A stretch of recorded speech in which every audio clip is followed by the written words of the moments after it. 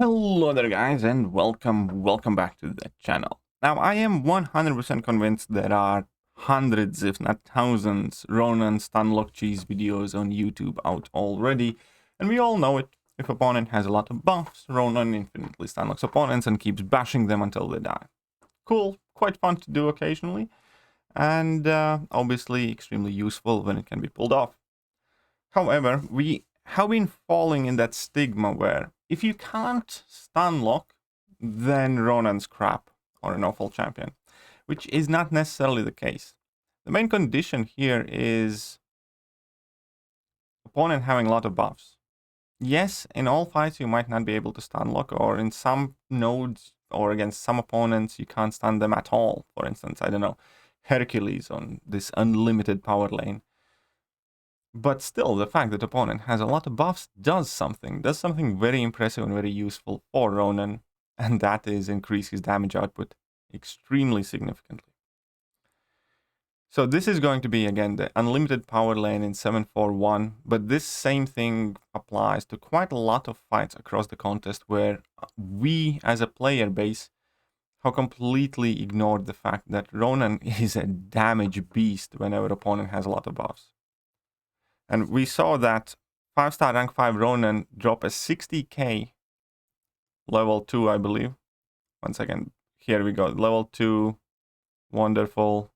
Going from a level 2, 30 and 33k. So that was 60 plus k level 2 casually with, nothing specific. With the opponent having 8 active buffs. At this point, we have so many champions in the game that do go for very high buff numbers on their own. And then obviously the node counts even increase it more. And at that point, Ronan's already a damage god. So this lane, Kabam was trying to be relatively smart and cheeky, and did in fact add several champions that have a chance to shrug off the stun, or almost definitely will shrug off the stun. So you cannot stun lock all the fights. But that doesn't matter, because by the time, as we can see here, then we reach unblockable finale or something, you just do so much damage that you just nuke the opponents down.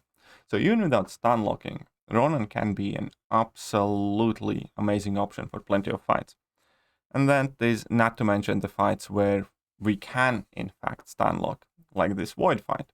Obviously, Void fight will come with its own dangers, and it does require you to manage your combo count better than I did in this fight. I actually do a fairly sloppy job at it, but it's fine.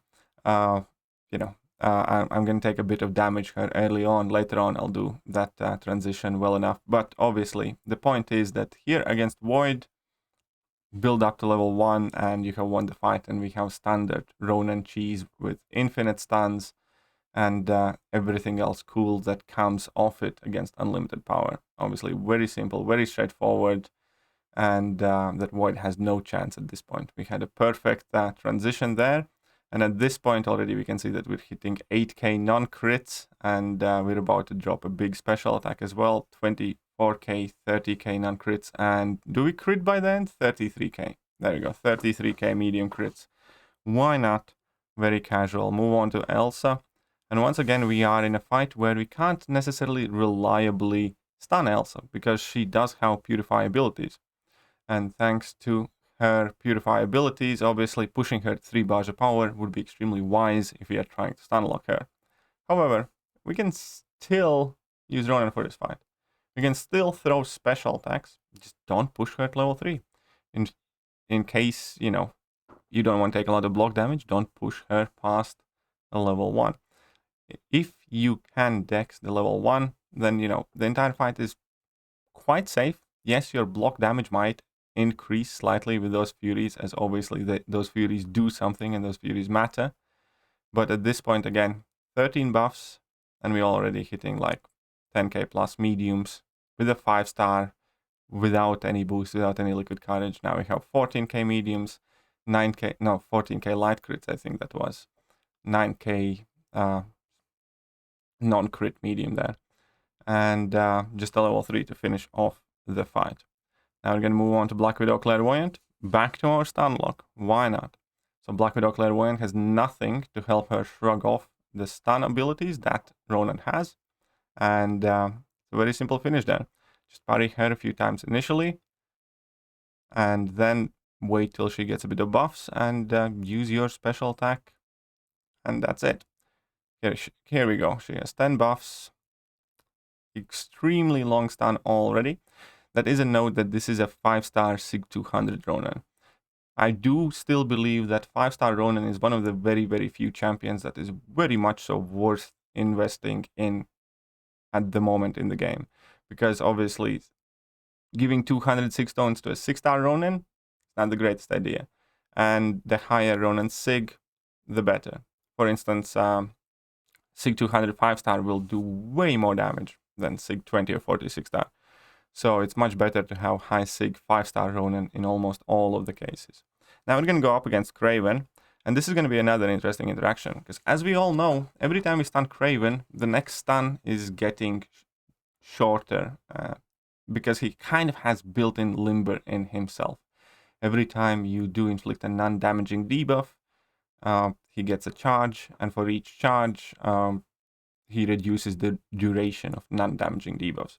However, the Ronan's stun duration increase actually applies after Kraven's innate ability. It's kind of like the same reason why Dominoes and Massacre synergy work in Labyrinth of Legends, to let you have infinite long stuns despite the limber.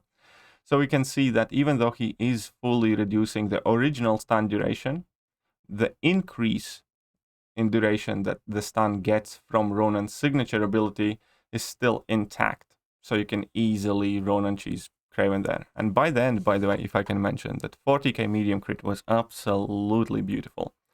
Now we're going to have AntiVenom, which is going to be even more beautiful of a fight, because obviously we can stun lock this fight as well. And we do have the pleasure of having the debuffs placed on us by AntiVenom.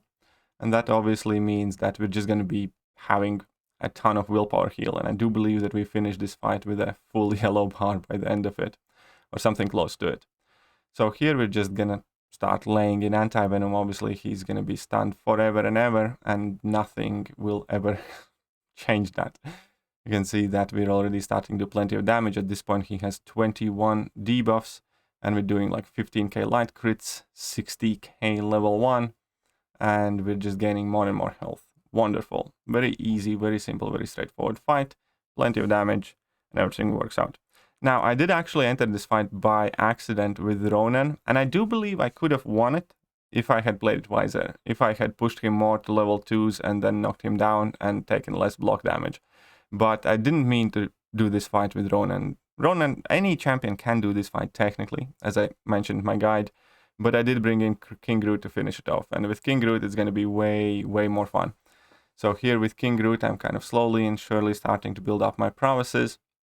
And I think I'm going to go for my first level 2 here in just a moment. And we're going to see that nice bonus damage that King Groot gets against robots. And we can see that at this point it's like 15k bonus damage per tick, and that definitely dealt plenty of extra damage. King Groot's like one of the best options for this fight, because he's super tanky, so you don't have to worry about block damage at all. And obviously he has that massive increased damage against robots. And on top of it all, he brings his own fury buffs to this fight, so it's easier to build up prowesses with King Groot than it is with most champions. So here we go again, we're just going to build another prowess, why not? We have 15 at this point. And here we can see, this was again only 15k damage. Something seems to be a bit off with that. I thought I would do more damage. Last one is going to do plenty of damage though. Here we go, last level 2, 21 prowess. I'm just waiting for a few fury buffs to go active. And as soon as I'll get a few fury buffs, we're just going to nuke that Darkhawk down. So we have 7 fury buffs here, 8 fury buffs. 2 of them are not real ones, but still.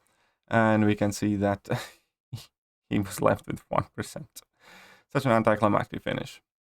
So we're just going to hack him once and be done with it. But yes, the entire point was to showcase the Ronan cheese in 7.41. Just so you guys know, I did mention it repeatedly in my guides and all that other stuff. But also, obviously, just to highlight the fact that Ronan does not necessarily have to be able to stun, to be able to completely wreck and destroy fights, like we saw in Night Thrasher fight, like we saw in Elsa Bloodstone fight. As long as opponents get buffs, he's going to do crazy, crazy good damage. And people have forgotten that. People have genuinely completely forgotten that and just look at the stun aspect of Ronan rather than the crazy damage that he could be doing. Anyways, I hope you guys enjoyed this video, and if you did, hit all the good buttons, hit like button, hit sub button, share it with your friends, and I will catch you guys soon. See ya.